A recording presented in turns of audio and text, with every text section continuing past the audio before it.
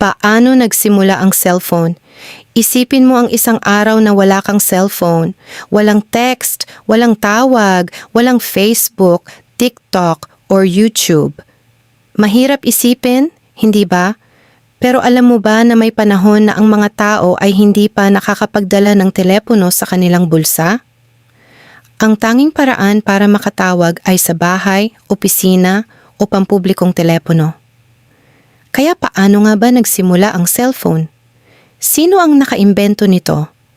At paano ito naging isa sa pinakamahalagang teknolohiya sa mundo? Alamin natin sa video na ito. Bago na imbento ang cellphone, ang mga tao ay gumagamit lamang ng landline telephone. Noong unang bahagi ng 1900, ang telepono ay nakakabit sa mga kable. Ibig sabihin, kailangan mong manatili sa isang lugar para makatawag. Habang lumilipas ang panahon, nagsimulang maghanap ang mga siyentipiko at inhinyero ng paraan upang makatawag ng walang kable.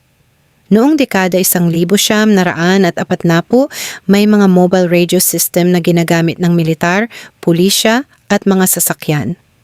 Ngunit malalaki ang mga ito at hindi kayang dalhin ng isang tao sa kanyang bulsa.